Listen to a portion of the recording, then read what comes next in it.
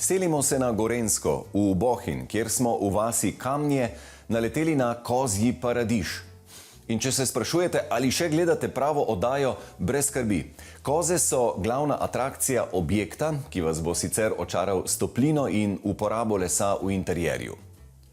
Ker pa sta lastnika po poklicu in tudi v prostem času več v zraku kot na tleh, smo tudi mi do njunega raja kar poleteli.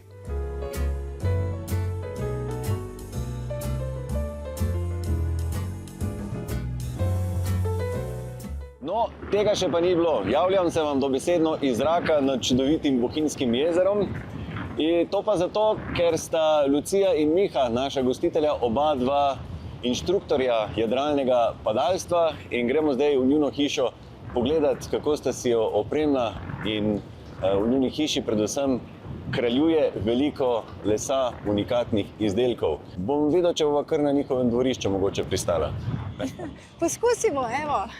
Če z Mihatom toliko letita, a sta slučajno to parcelo oziroma to hišo najprej spoznala iz lufta? V bistvu situacija je bila povezana z jadralnim padalstvom. Namreč vsako leto smo rabili kapacitete za našo ekipo in smo zmeraj iskali v bistvu neke apartmaje in med drugim je bila tudi možnost v tem objektu, kjer smo danes mi, da smo izbrali namestitev za našo ekipo pilotov. Kdaj ljudem pol pokažeš, lej, tam sem pa jaz doma. Ja, predvsem takrat, ko letimo iz Vogla, je zelo lep razgled na samo dolino, kjer je vas Kamnje. In večkrat pokažem, ker je to ravno ob Savi Bohinjki in se zelo lepo iz razdalje iz zraka vidi naša lokacija, naša parcela. Hiša stoji tik ob reki in je danes prava lepotica sredi vasi. Ni pa bilo vedno tako.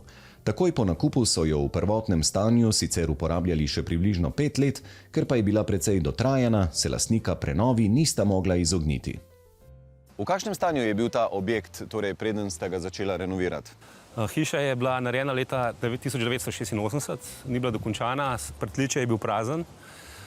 Upeka, nobenih ometov, tudi hiša ni bila izolirana še in tako naprej. Tako da pozimi smo porabili velike količine olja kurilnega, da smo lahko vse to bajto dovolj na visoko temperaturo segreli. Kaj vaju je vodilo pri opremljanju? Kako sta želela, da deluje in izgleda notranjost?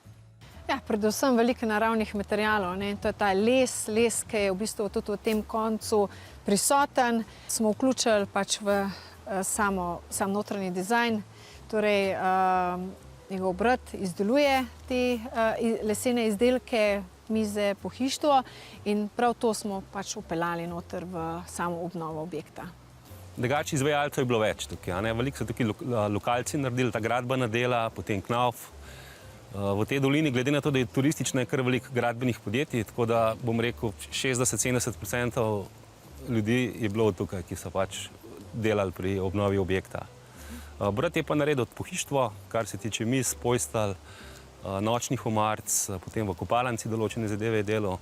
Tukaj je imel pa on pač smisel in idejno je tukaj on ogromno pomagal. Cilj je bil oblikovati interjer tako, da bo usklajen z okoljem. Prostori so odprti, svetli, z velikimi okenskimi odprtinami, vanje pa so umestili predvsem masivne unikatne kose. Moja filozofija je taka, da gradim prostor nekako z 2 do 3 kosi in potem nekako moderno pohištvo približujem temu rustikalnemu videzu. Klubske mizice, kavč, da je nekako masiven, potem drugo pohištvo, da je bolj moderno, kopalniške garniture, recimo omarice, čoki, postelje, da so take masivne, porabljam tudi kovino zraven. Potem pa, da so to neki glavni kosi, glavni elementi, potem pa tudi kakšni leseni dodatki zraven, kakor so poličke, obešalniki. Katere vrste lesa ste uporabili? Je tudi kaj lokalnega, domačega? Ja, definitivno smo poskušali čim več lesa pač uporabiti tukaj lokalnega. Zdaj nekako nam je to uspelo, nam rekel, da je čisto 100%, ampak glede na to, da smo uporabili res paleto lesa, bi rekel, od smreke, bukve, hrasta, jesena, oreha, nam je rečemo 70% lesa uspeli pridobiti klele iz okolice, sploh jesen, bukov, smrekane, kar je pač tega kle v izobilju. Ostalo smo pa pač nabrali po celi Sloveniji te take razne unikatne kose, kot je oreh iz Črnomlja in tako naprej. Razpoke se pojavijo pri večjih kosih lesa, kot so mize iz štorov, kjer je klasično sušenje oteženo. Povzročajo jih predvsem spremembe temperature in vlažnosti v prostoru, naprimer zaradi talnega gretja ali radiatorjev v kurilni sezoni. Je pa tudi tako, da zdaj, ko so že določena tehnologija, da je pač vlažnost v objektu, rečemo, konstantna, definitivno pozitivno vpliva na to, da les ne diha toka. To je definitivno plus. Kaj pa zaščita? Je treba potem takele kose, ki so iz masivnega lesa, kakorkoli zaščititi? Ja, zdaj imamo več variant. Jaz se definitivno nagibam bolj oljenju, zato ker je lažje skrbeti za les. No, v bistvu moraš biti bolj dosleden tega, da se res, da se ga konstantno nekako olji. Ja, kopalniško pohištvo smo pa lakirali, zato ker je pač material bolj na udaru, se pravi voda, razni deodoranti in kemikalije. Poleg masivnega pohištva pa so glavna atrakcija posestva koze, ki se pasejo na vrtu, okoli kurišča in letne kuhinje. Mi smo veliko potovali in vse posod smo tako videvali koze in enkrat smo bili v enem parku in je padla ideja, kaj če bi pač mogoče tudi mi, pač en tak mini ranč naredili tukaj. In smo prvotno najprej dobili jelene, to je bila Mihatova ideja, pa smo imeli jelenčke eno sezono in naslednjo leto smo se pa odločili za te ljubke kozice, ki so pa zdaj kar postale maskote in celotna zgodba je pa povezana tudi s tem, da so apartmaji, ki so v objektu, poimenovane tudi po teh naših kozicah. Aha, posamezne sobe torej nosijo imena po kozah. Tako je, 6 apartmajev, 6 koz. Da nekako potem, da so vse zelo priljubljene, vse imamo radi, ampak ena tale Pika je zelo počlovečena, zelo pametna, inteligentna, tako da ona je dobila ime po najbolj prestižnem apartmaju, Pikolina na vrhu gor.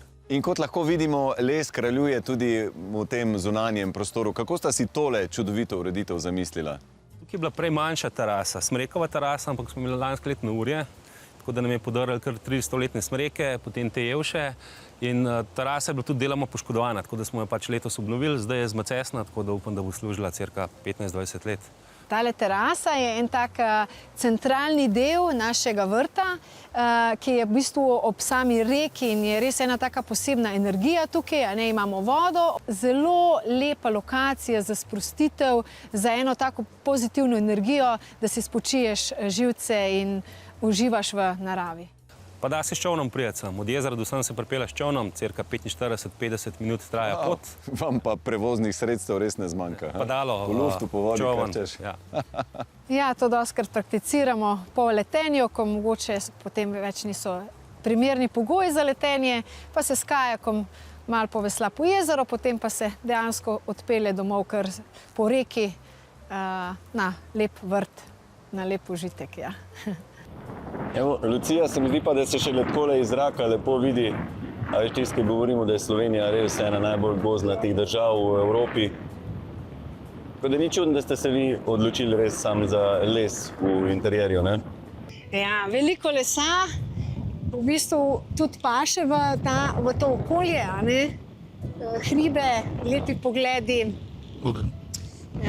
In res, živimo v zelo, zelo lepem koncu naše prelepe Slovenije in prelepem koncu sveta, kakorkoli, čudoviti razgledi, jezero, hribi.